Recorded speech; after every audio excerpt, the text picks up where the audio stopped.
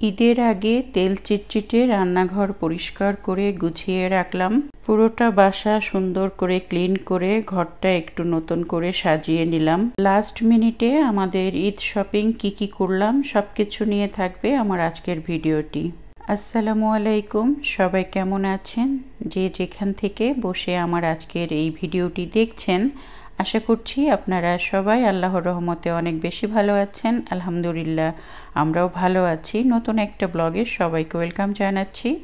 আশা করছি বরাবরের মতো আমার আজকের ভিডিওটিও আপনাদের কাছে অনেক বেশি ভালো লাগবে।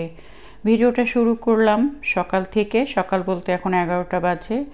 আর যেই কাজগুলো আমি নিজে একা করতে পারি না, আরেকজনের হেল্প লাগে, সেটা হচ্ছে আমার হেল্পিং হ্যান্ডের হেল্প নিয়ে আজকে আমি পুরোটা বাসা সুন্দর করে কিভাবে সাজিয়ে গুছিয়ে নিয়েছি।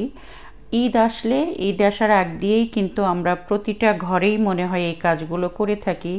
কিচেন থেকে শুরু করে পুরাটা বাসায় আমরা অনেক সুন্দর করে ক্লিনিং করি, ঝাড়া মোছার কাজগুলো করি। আজকে আমি আমার হেল্পিং হ্যান্ডের সাহায্য নিয়ে পুরোটা বাসা আমার সুন্দর করে ধুয়ে মুছে একদম পরিষ্কার করে নিয়েছি।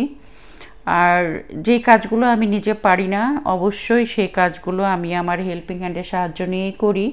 যেমন আমার কিচেনের এই কাপবোর্ডগুলো আমি নিজে কখনো পরিষ্কার করতে পারি না, ওর হেল্প লাগে।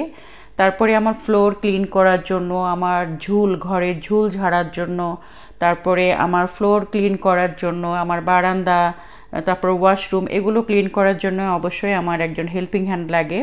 তো এগুলো আমি ওদের সাহায্য নিয়েই সবসময় করে থাকি। আর বাকি কাজগুলো তো আমাকেই করতে হয়। দেখা যায় যে ও আসলে প্রায় 3-4 ঘন্টা আমার বাসায় কাজ করে, তারপরে সারাদিন তো আমাকেই সব কাজ করতে হয়। তো আলহামদুলিল্লাহ, ঈদের আগে আমি আমার এই যে কিচেনটা দেখতে পাচ্ছেন একদম তেল চিটচিটে ছিল, যেহেতু 1 মাস ধরে কিচেনে অনেক রান্না বান্না হয়েছে, বিশেষ করে তেলের কাজটা বেশি হয়েছে। তো আজকে পুরোটা বাসা একদম ক্লিন করে ফেলেছি। বিশেষ করে কিচেনটা একদম ধুয়ে মুছে জ্বালানা থেকে শুরু করে সব কিছু ও একদম পরিষ্কার করে দিয়ে গিয়েছে। আর এত সুন্দর করে তো সবসময় আমি নিজেই সাজিয়ে গুছিয়ে রাখি। আর এই যে আমি আমার সোফার কুশন কভারগুলোকে এখন কভার ভরে নিচ্ছে, এগুলোও ক্লিন করা হয়েছে, ইস্ত্রি করা হয়েছে। এখন আমি সুন্দর করে আমার ড্রয়িং রুমগুলো সাজিয়ে নেব। দেখতে দেখতে রোজা প্রায় একদম শেষের দিকে, মাত্র আর 2টা অথবা 1টা রোজা হবে। আলহামদুলিল্লাহ, এবার রোজাগুলো খুব সুন্দর করে করতে পেরেছি, সেজন্য আল্লাহর কাছে লাখো কোটি শুকরিয়া আদায় করি। আর এই রমজানের উসিলায় যেন আল্লাহ তাআলা আমাদের সকলের মনের আশা পূর্ণ করে দেয়। আমরা যা আল্লাহর কাছে চেয়েছি, আল্লাহ যেন আমাদের সবাইকে সেইগুলো দিয়ে দেন। আর এই রমজানের উসিলায় যেন আমাদের সবার গুনাহ আল্লাহ মাফ করে দেন। রোজা যেহেতু একদম শেষের দিকে, তাই ভাবলাম এখনই সুন্দর করে বাড়িঘরগুলো একদম ক্লিনিং শুরু করে দিই, তা না হলে আর তো সময় নেই। আর আমার যে হেল্পিং হ্যান্ড আছে, ও কিন্তু জব করে, তো ওকে বলা হয়েছিল ও যেন সময় করে আমার বাসায় আসে, আমার বাসাটা একটু সুন্দর করে মুছে ধুয়ে পরিষ্কার করে দেয়। আলহামদুলিল্লাহ, ছেলেটা অনেক ভালো, কথা শোনে। অন্যান্য আমার বাসায় আরেকটাও কাজের ছেলে আছে, দেখা যায় ওকে ডেকেও আনা যায় না, ও অন্যান্য জায়গায় ও কাজ করে। একদিন আসতে চাইলে আরেকদিন দেখা যায় সে আসে না, কিন্তু আমার এই কাজের ছেলেটা অনেক ভালো। ওকে যখনই যেটা বলা হয় ও মন লাগিয়ে অনেক ধৈর্য নিয়ে কাজগুলো করে দেয়, যার কারণে আমার অনেক ভালো লাগে। এরকম মানুষ কিন্তু সবসময় পাওয়া যায় না। আর আমরা যারা বিদেশে থাকি, আমাদের কিন্তু ঘন্টা হিসেবে ওদেরকে টাকা গুনতে হয়, তাই আমরা ইচ্ছা করলেও পারি না একদম পুরা মাসেই ওদেরকে কন্টিনিউ রাখতে। ওই প্রতিদিন 3-4 ঘন্টা করে যেটা করে সেই হিসাব করে ওদেরকে আবার আমাদেরকে পেমেন্ট করতে হয়, পয়সা দিতে হয়। যাই হোক, এই যে আমি আমার বাড়ি ঘরগুলো কীভাবে সুন্দর করে গুছিয়েছি সেটা একটু আপনাদের সাথে শেয়ার করছি। আর আমরা যারা হাউস ওয়াইফ, আমরা কিন্তু বেশিরভাগ সময় আমাদের ঘরেই থাকি। তো ঘরগুলো যদি একটু দেখতে সুন্দর হয়, ভালো লাগে, তাহলে মনটাও ভালো লাগে। বিশেষ করে কিচেনে আমাদের অনেক বেশি কাজ থাকে, তাই আমি মনে করি কিচেনটা সবসময় পরিষ্কার পরিচ্ছন্ন থাকলে, গুছানো থাকলে আর নিজের কাছেই অনেক ভালো লাগে, মনটাও ভালো থাকে, আর রান্নাবান্না করতেও অনেক ভালো লাগে।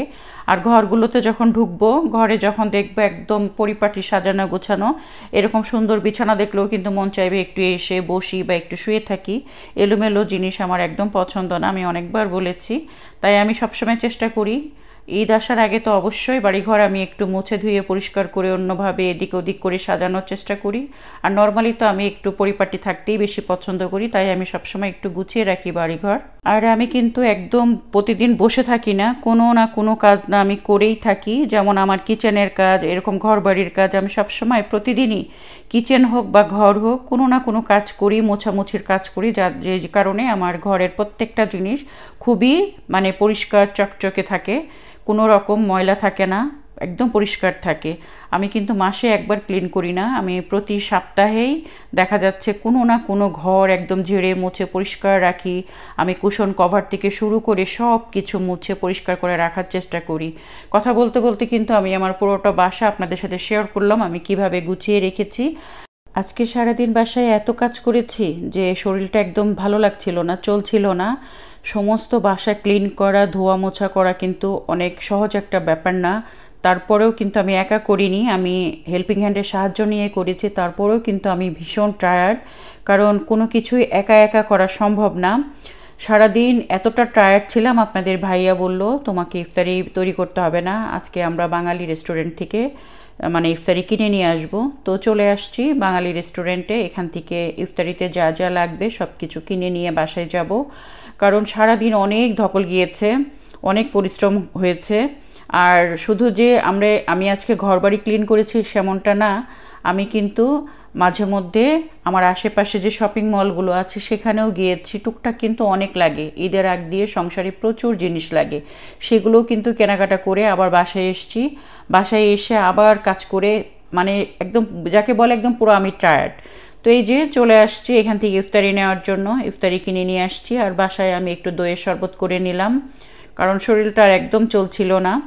তো আবার রাত্রে যেহেতু ঈদ আর মাত্র 1 দিন বা 2 দিন বাকি আছে, যার কারণে আমাকে ঘরে বসে থাকলে হবে না। আমাদের জীবনটা এখন যেহেতু অনলাইন ভিত্তিক হয়ে গেছে, অনলাইন থেকে আমি আমার ড্রেস নিয়েছিলাম, একটা ঈদের ড্রেস। তো সেই ড্রেসটা কিন্তু আমি নিয়ে আসছি, আমি হাতে পেয়েছি। তো সেই ড্রেসের সাথে ম্যাচিং করে আমার হেজাব লাগবে, সেই জন্য আবার আমি তারাবি নামাজ পড়ে বাইরে যাব। তো এই যে আমি আপনাদের সাথে শেয়ার করব, মার্কেটটা আমি শারজায় গিয়েছিলাম, শারজা মার্কেট থেকে কিনেছি। আর এই যে ইফতারিগুলো আমরা নিয়ে নিয়েছি। নেহা যেহেতু বাঙালি ফুডের এগুলো কোনো কিছু খায় না ভাজা পোড়া, ওর জন্য এই যে কেএফসি নিয়ে আসছিলাম।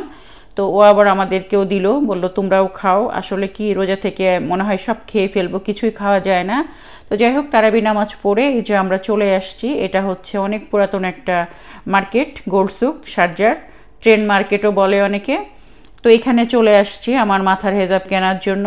আসলে কয়েকটা ভাবিকে আমি ফোন করেছিলাম যে আমি হেজাব কোথায় পাবো, তো কেউ বলতে পারছিল না। তো একজন আপা আমাকে বলল যে এখানে আসলে মানে সব ধরনের হেজাব পাওয়া যাবে।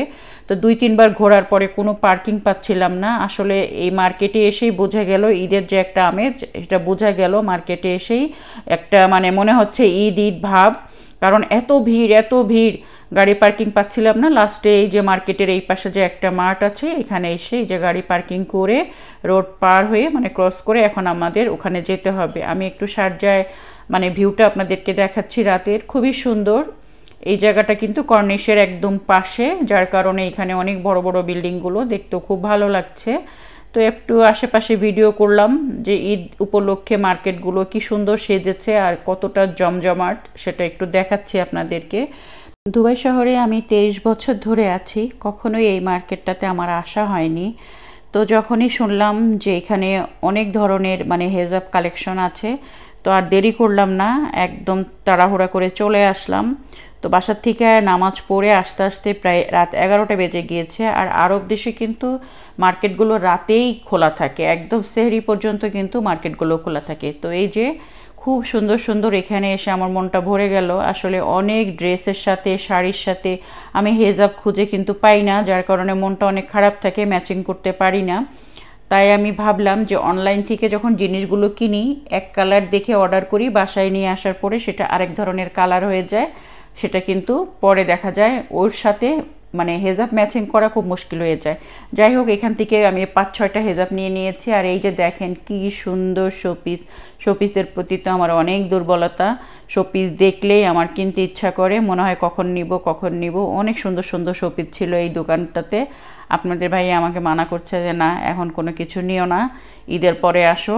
কারণ সত্যি কথা বলতে আমার বাসায় রাখার কোনো জায়গা নাই। আমার স্টোরে মানে পুরা ভর্তি, স্টোরে এত শোপিস রেখেছি, আবার মানে কুকারিজ রেখেছি। আপনাদের ভাইয়া যখন ঢোকে তখন বলে আর কখনো কিছু কিনবা না, এগুলো সব আগে ইউজ করবা তারপরে কিনবা, আর তা না হলে এগুলো সব বাংলাদেশে নিয়ে যাবা, নাহলে নতুন কিছু কিনে দিব না। যাই হোক, এর ভিতরে কিন্তু আবার আমি একটু হসপিটালে গিয়েছিলাম রেগুলার চেক আপে, ডাক্তারের সাথে কথা বলার জন্য, মেডিসিন নেওয়ার জন্য। সব কিছু মিলিয়ে আজকে সারাটা দিন অনেক ব্যস্ততায় আর কি কেটেছে। যাই হোক, এবছরের মতো আর কি আমাদের ঈদ শপিং হয়ে গিয়েছে। আর ভিডিওটা বেশি বড় করব না, আপনাদের কাছ থেকে বিদায় নিচ্ছি। আপনারা ভালো থাকেন, সুস্থ থাকেন, অন্তর থেকে এই দোয়া থাকলো। আজকের মতো ব্লগটা এখানে শেষ করছি। আল্লাহ হাফেজ।